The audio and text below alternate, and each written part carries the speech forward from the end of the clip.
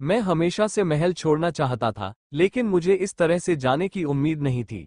एरना ने हमेशा सोचा था कि उसे स्थानीय अभिजात वर्ग की पत्नी के रूप में बेचा जाएगा, लेकिन उसने कभी नहीं सोचा था कि वह ग्रैंड ड्यूक का पद लेगी, एक ऐसा पद जिसके लिए उसे किसी विदेशी भूमि पर कभी भी मारा जा सकता था। इसलिए एरना उस दिन तक स्थिति को ठीक से स्वीकार करने में असमर्थ थी, जब तक कि वह आखिरकार हेसेनगार्ड नहीं पहुंच गई। अब आप उतर सकते हैं। जब कोचवान ने गाड़ी का दरवाजा खोला तो एरना दरवाजे से बाहर झुक गई। ओह! खुले दरवाजे से वह ग्रेट हेसेनगार्ड कैसल देख सकती थी, जिसे उसने केवल तस्वीर में ही देखा था। ये हेसेनगार्ड के ग्रैंड ड्यूक के निवास के दर्जे के अनुरूप एक जगह थी। यह इस तरह से खड़ा था मानो अपने दर्शकों को एक तटस्थ राष्ट्र का गौरवशाली इतिहास बता रहा हो, जो अपने पड़ोसी राज्यों द्वारा निगले जाने के बिना दृढ़ रहा। हेसेनगार्ड कैसल निवास स्थान की तरह नहीं, बल्कि युद्ध के लिए तैयार एक किले की तरह लग रहा था। सब कुछ अजीब था। महल की अजीबोगरीब शैली, उसके चारों ओर हेसेनगार्ड के लोग, उसके पैरों के नीचे घास, उसके बगल में पेड़ और उसके बालों से गुजरती हवा, उसके लिए सब कुछ बिल्कुल नया था। एरना ने महल की ओर देखा, जिसमें अभी भी पुराने हेसेनगार्ड का इतिहास बरकरार था। उसके दिमाग में केवल एक ही विचार था, क्या मैं यहाँ जीवित रह सकता हूँ? अगले दिन एरना अपनी सीट से उठी और अपरिचित छत को देखने लगी। जब उसने अपना सिर घुमाया तो उसने देखा कि महिलाओं का एक समूह उसके चारों ओर व्यस्तता से घूम रहा था। जब उन्होंने एरना को उठते देखा तो उन्होंने उसके बगल में खड़ी नौकरानियों को आदेश दिया, जल्दी से राजकुमारी को तैयार करो, शादी में अब ज्यादा समय नहीं बचा है, इसलिए जल्दी करो। ठंडी, भावहीन आवाज सुनकर एरना चुपचाप नौकरानियों के पीछे चली गई। हेबेंड छोड़ने के बाद वे पहली रात लौट के महल में रुके। एक और हत्या के प्रयास से बचने के लिए एक बड़े कमरे को विभाजित किया गया और सभी नौकरानियां और शूरवीर एरना के साथ रहे। जैसे जैसे रात गहराती गई और समय बीतता गया, नौकरानियां उसके बारे में बात करने लगी, बिना ये जाने कि एरना सोई नहीं थी। सच कहूं तो मैं थोड़ा शर्मिंदा हूं। अन्य राजकुमारियों के विपरीत उसके पास न तो आत्मविश्वास भरा व्यवहार है और न ही सुंदर रूप। राजकुमारी एरना हेबेंड का प्रतिनिधित्व करने के लिए उपयुक्त नहीं है। इसमें कोई मदद नहीं की जा सकती। राजपरिवार के दो सदस्य, जिन्हें पहले यहाँ भेजा गया था, मारे गए, तो कौन जाना चाहेगा? उनके पास इस राजकुमारी के साथ जाने के अलावा कोई और विकल्प नहीं था। लेकिन मुझे लगता है कि वे किसी बेहतर व्यक्ति को चुन सकते थे। ये कुछ इस तरह है, हम इस बारे में कुछ नहीं कर सकते। अब मुझे इस बात की चिंता है कि शादी की पोशाक उस पर फिट होगी या नहीं। वह बहुत मोटी है। अगर फिट भी होगी तो भी वह अच्छी नहीं लगेगी। ओह, कितनी शर्म की बात है। तभी कमरे में धीमी हंसी की लहर दौड़ गई। इसका मतलब था कि सभी लोग उस राय से सहमत थे।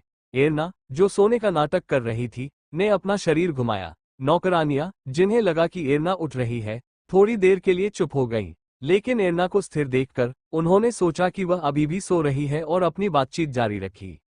उस रात एरना को पता चला कि महल की नौकरानियां उसके बारे में क्या सोचती थीं। वह बेधगी, शर्मनाक, राजा द्वारा त्यागी गई बच्ची और एक ऐसी दुष्ट जिसे मौत भी नहीं चाहती थी। ये सभी शब्द उसके नाम के आगे ये बताने के लिए रखे गए थे कि वह क्या थी। जब एरना नहा धोकर वापस आई तो उसकी पोशाक कमरे में पहनने के लिए तैयार थी। ये डचेस ऑफ हेसेनगार्ड की पारंपरिक शादी की पोशाक थी। यह एक बहुत ही सुंदर पोशाक थी।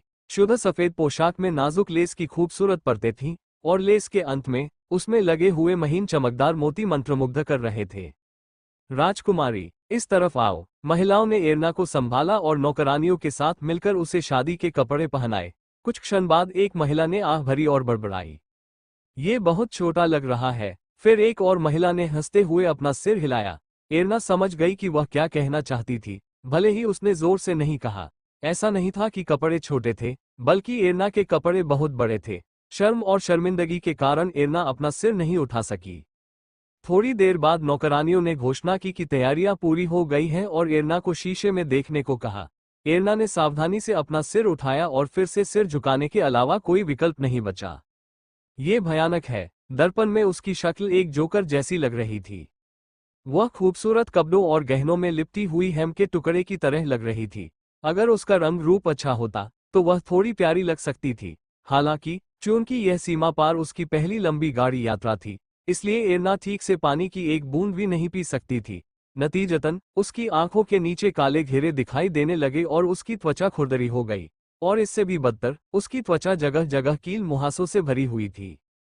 उसकी शक्ल देखकर उसे रोना आ गया। उसे हबैंड के महल में देखी गई खूबसूरत बहनें याद आ गईं।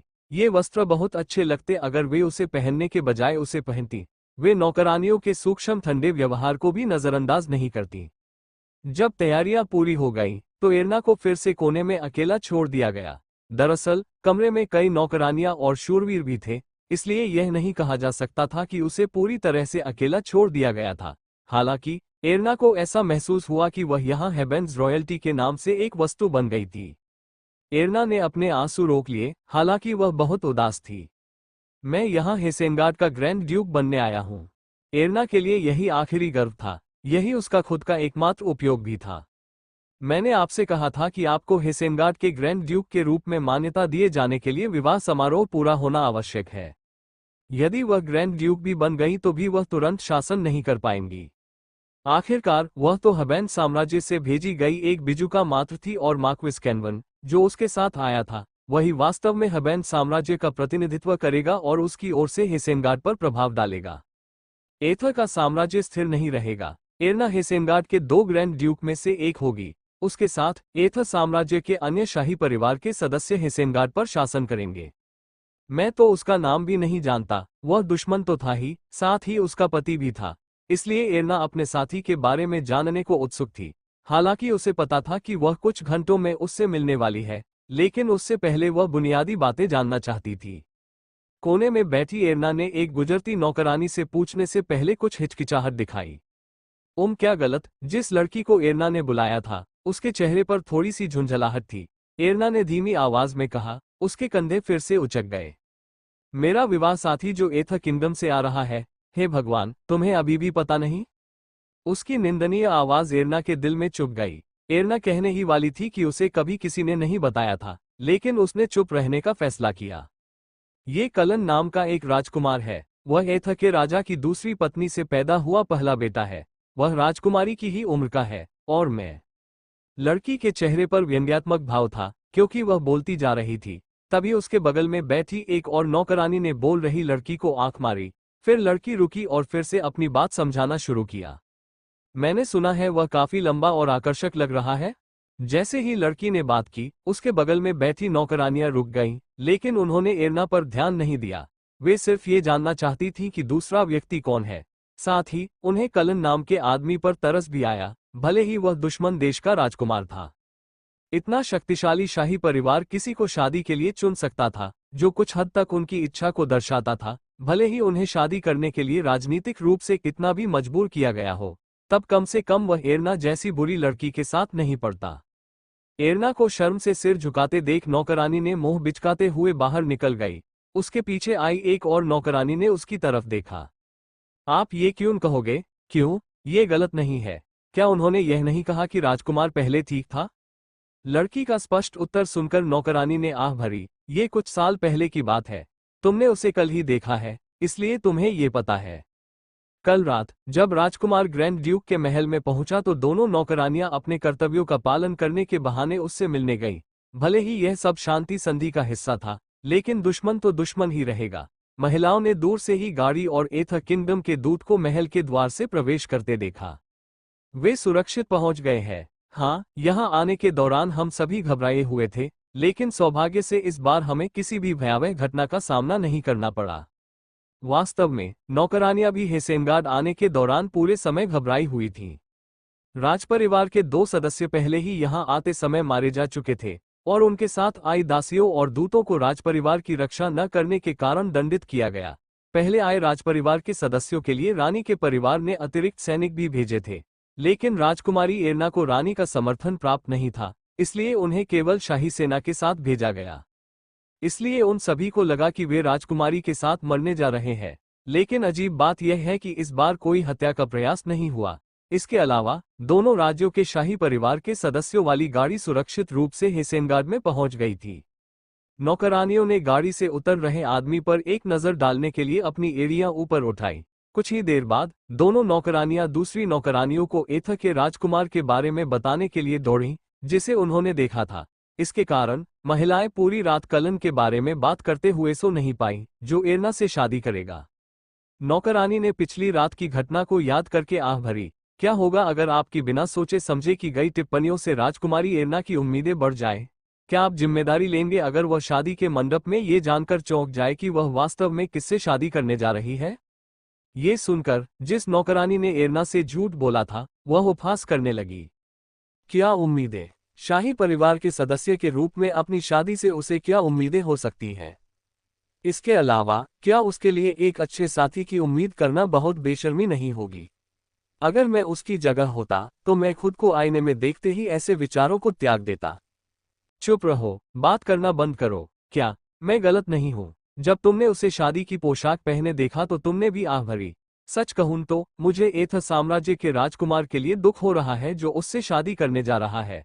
हमारे हबैन साम्राज्य में कई खूबसूरत राजकुमारियां हैं और फिर भी उसे इस एक से शादी करनी होगी। इससे पहले कि हम मुसीबत में पड़ जाएं, बातें करना बंद करो। चलो जल्दी से अंदर चले जाएं। दोनों नौकरानियों ने बातचीत बंद कर दी और वापस कमरे में चली गईं। थोड़ी देर बाद जब हिसेनगार्ड अधिकारियों ने एरना को बताया कि समारोह कक्ष में जाने का समय हो गया है, तो वह कमरे से बाहर निकल गई। कई नौकरानियां और शूरवीर उसके इर्द गिर्द कई परतों में तैनात थे, जो शादी के हॉल में किसी भी अनिश्चित जोखिम को रोकने के लिए उसके साथ मिलकर आगे बढ़ रहे थे। इस वजह से एरना समारोह हॉल में अन्य लोगों के चेहरे ठीक से नहीं देख पा रही थी। सौभाग्य से अब तक कुछ भी बुरा नहीं हुआ है। दुल्हन, राजकुमारी और भावी होने के नाते एरना को अपनी शक्ल सूरत पर बिल्कुल भी भरोसा नहीं था। इस वजह से वह अपने शरीर को कसना और खुद को सिकोड़ना चाहती थी। उसने देखा कि हॉल में कोई भी उससे संतुष्ट नहीं था और इससे वह खुद को और भी छुपाना चाहती थी। उसकी नौकरानियां जो पहले उसका मजाक उड़ाती थीं, वे शब्द उसके दिमाग में घूम रहे थे। वह कैसे उम्मीद कर सकती थी कि उसका साथी एक अच्छा साथी होगा? राजकुमारी को वास्तव में एक दर्पण की आवश्यकता है। दुख की बात है कि एरना के पास उनके साथ सहमत होने के अलावा कोई और विकल्प नहीं था। एरना को अपनी शादी की तंग पोशाक से नफरत थी जो उसके शरीर से चिपकी हुई थी। अगर पोशाक थोड़ी ढीली होती तो वह शायद खुद को ज्यादा ढक पाती। जब वह समारोह में पहुंची तो देखा कि मंच पर एक बुजुर्ग महिला खड़ी थी। नौकरानियां एरना को उसके पास ले गईं। स्वागत है, मिस एरना। वह महिला उसके लिए अजनबी थी, फिर भी वह बहुत ही मिलनसार थी। यह विचार बहुत ही बेतुका था, क्योंकि वह सोचती थी कि एक अजनबी उसके पति की नौकरानियों से ज्यादा विनम्र और विचारशील होगी। मैं कल विभिन्न सुरक्षा मुद्दों के कारण आपका अभिवादन नहीं कर सका। मैं वेनेसा हूँ, हेसेनगार्ड काउंसिल की अध्यक्ष। उसके परिचय से एरना को थोड़ा झटका लगा। वह हेसेनगार्ड के लोगों में से एक थी। क्या उसे मेरे प्रति शत्रुतापूर्ण व्यवहार नहीं करना चाहिए? ऐसा कहा जाता है कि हबैंड के शाही परिवार का रक्त हेसेनगार्ड के ग्रैंड ड्यूक्स के साथ साझा था, लेकिन उन्हें तत्काल रिक्तरेखा नहीं माना जाता था। हेसेनगार्ड के लोगों के लिए हबैंड का साम्राज्य एक विजेता से ज्यादा कुछ नहीं होगा। हबैंड को स्वीकार करना केवल इसलिए था क्योंकि डची को विरासत में लेने के लिए उत्तराधिकारियों की कमी थी और अंततः हेसेनगार्ड की भूमि पर लंबे समय से चल रहे युद्ध को समाप्त करना था। लेकिन क्यों हेसेनगार्ड की परिषद के पास ग्रैंड ड्यूक जितनी ही शक्ति थी? उसने सुना था कि भले ही अंतिम निर्णय ग्रैंड ड्यूक द्वारा लिया जाता हो, लेकिन वास्तविक कार्य परिषद ही करती थी। इसलिए इस समय ग्रैंड ड्यूक की अनुपस्थिति में परिषद का अध्यक्ष यहाँ सबसे शक्तिशाली व्यक्ति था। ऐसा व्यक्ति एक तथाकथित विजेता का इतने अच्छे ढंग से स्वागत क्यों कर रहा था? पीछे से एक तेज आवाज आई जिससे वह चौंक गई। एथ किंगडम के राजकुमार कलियोन यहाँ है। आवाज सुनकर एरना ने पीछे मुड़कर देखा और फिर उसकी नजर उस लड़के पर पड़ी जो शूरवीरों से घिरा हुआ था। उसकी आंखें आश्चर्य से फैल गईं। एक नजर में एरना को लगा कि एथ किंगडम के शूरवीर एक लाश ले जा रहे हैं। वह अकेली नहीं थी जिसके मन में ऐसा विचार आया था। हबैंड के शूरवीर और दासियां जो पास में खड़े थे, वे आहें भरने से खुद को रोक नहीं पाए। एथ किंगडम के शूरवीरों ने अपनी आंखें इस तरह से फेर ली मानो वे उस व्यक्ति से शर्मिंदा हो जिसे वे लेकर आए थे। एरना की नजर उस लड़के पर टिकी थी जो दो शूरवीरों की मदद से आया था। उसका चेहरा बीमार और रंग सांवला था। खोखली आंखों, पतले गालों और हड्डियों वाली कलाई के साथ वह भूख से मौत के कगार पर खड़े एक आदमी जैसा लग रहा था।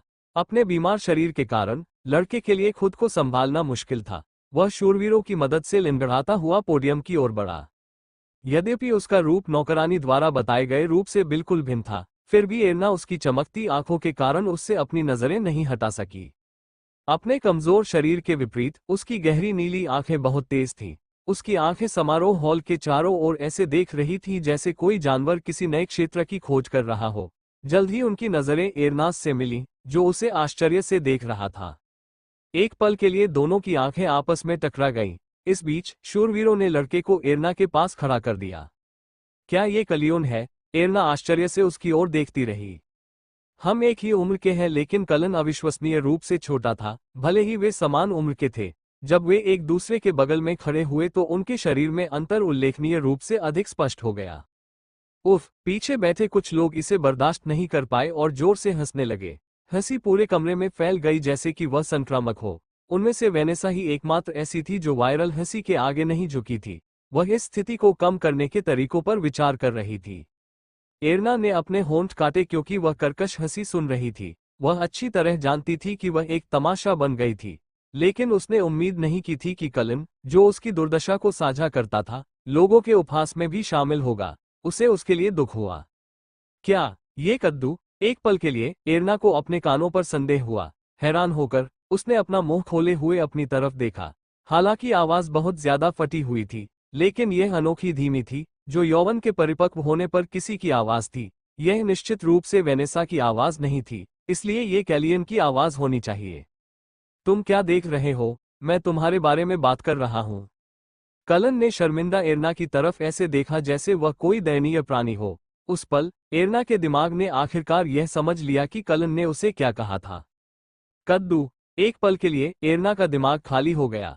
बेशक वह जानती थी कि उसका क्या मतलब था, लेकिन क्या इसका मतलब ये था कि जैसे ही उसने उसे देखा, कद्दू ही वह शब्द था जो उसके दिमाग में आया था? कलन के शब्दों ने उसे बहुत चोट पहुंचाई, जिससे वह रोना चाहती थी। सच कहूं तो एरना अपने दिल में सब कुछ दबा रही थी। अपनी मां की मृत्यु, अनुचित व्यवहार, तिरस्कार, दूसरे देश में छोड़ दिए जाने का डर, क्योंकि वह एक शाही परिवार की सदस्य थी जिसकी मृत्यु की किसी को परवाह नहीं थी। उसने ये सब चुपचाप सहन किया था। एरना अब तक इसलिए शांत रह पाई थी क्योंकि वह अभी भी हबेंड की राजकुमारी थी और अब वह हेसेनगार्ड की ग्रैंड ड्यूक बनने जा रही थी। यह एक बड़ी जिम्मेदारी थी जो उसने पहले कभी नहीं चाही थी। लेकिन जैसे ही उसने एक लड़के को, जिससे वह पहली बार मिली थी, उसके बारे में अभद्र बातें कहते सुना, उसके धैर्य की दीवार ढह गई। बहुत असभ्य। मुझे पता है कि मैं अच्छी हालत में नहीं हूं, लेकिन क्या कलन के साथ भी ऐसा ही नहीं है? अगर मैं गोल कद्दू की तरह हूं, तो कलन भी गोल है। गुलदस्ता पकड़े हुए हाथ कांपने लगा। इसी बीच केलियन ने अपना सिर घुमाया और वेनेसा से आग्रह किया। क्या कर रहे हो? जल्दी से इस निरर्थक समारोह को खत्म करो। एक तरह से कलन उस तरफ मुड़ा जहां से आवाज आई थी। एरना, जो पहले उसे मुंह खोले हुए देख रही थी, अब उसे तीखी नजर से घूर रही थी। उन आंखों को देखकर कलन और वेनेसा, जो विवाह कराने वाली थी, दोनों के पास बोलने के लिए शब्द नहीं थे। फिर एरना ने इतनी ऊंची आवाज में बात की कि सभी सुन सके। सूखे केचुए की तरह। क्या? जब कलन ने सुना कि एरना ने उसे क्या कहा तो उसके होश उड़ गए, लेकिन उसके शब्द यहीं खत्म नहीं हुए। क्यों? क्या तुमने ठीक से नहीं सुना? मैंने कहा था कि तुम सूखे केचुए जैसे दिखते हो। आप? कलन ने मुड़कर उसे देखा, लेकिन एरना उससे बिल्कुल भी नहीं डरी। इस बीच बेकाबू हंसी का शोर थम गया। समारोह कक्ष में प्रवेश करने के समय से ही एरना को सिर झुकाए हुए देखकर सभी को लगा कि वह बहुत कमजोर है। जब उन्होंने उसका मजाक उड़ाया, तो उसने कुछ नहीं कहा और अपने बारे में सभी गंदी और निर्दयी बातें सहन की। इसी तरह जब कलन ने उसके शरीर पर कोई भद्दी टिप्पणी की, तो उन्होंने भी यही उम्मीद की। उन्हें लगा कि वह चुपचाप सब कुछ सह लेगी। एरना ने अपने दांतों को काट लिया, ये देखकर कि उनके विचार उनकी आंखों में स्पष्ट रूप से प्रतिबिंबित हो रहे थे। समारोह कक्ष में माहौल तनावपूर्ण हो गया और तेजी से ठंडा पड़ने लगा। हमारे राजकुमार से बदतमीजी से बात करने की तुम्हारी हिम्मत कैसे हुई? जब कलियोन की मदद करने वाले शूरवीर ने अपनी आवाज उठाई, तो एरना के साथ आए हबेंड के एक शूरवीर ने जवाब दिया। क्या ये तुम्हारा राजकुमार नहीं था जिसने अभद्र बातचीत शुरू की थी? जो लोग साथ में हंस रहे थे, अब अपने देश के अपमान के बारे में सोचकर गुस्सा करने लगे। शूरवीरों की आवाजें तेज हो गईं, उनके हाथ तलवारों की मूठों को थामने लगे। शोरगुल के बीच फंसी महिलाओं के चेहरे डर से पीले पड़ गए। उन्हें एहसास हुआ कि वे किसी पर हंसने की स्थिति में नहीं है। तभी उन्हें अपने किए पर पछतावा हुआ, लेकिन बात पहले ही बिगड़ चुकी थी। यह एक पवित्र स्थान है, कृपया शांत रहें। यह वेनेसा ही थी जो तनाव को दूर करने में कामयाब रही। उसने हल्के से अपना हाथ उठाया, मानो सबको चेतावनी दे रही हो कि वह अब और कोई विवाद बर्दाश्त नहीं करेगी। उसके शब्दों पर दोनों पक्षों के शूरवीरों ने अपनी तलवारों से हाथ हटा लिए और अपनी पीठ सीधी कर ली। वेनेसा फिर एरना और कलियोन की ओर मुड़ी और बोली, अब क्या मैं समारोह शुरू कर सकता हूँ?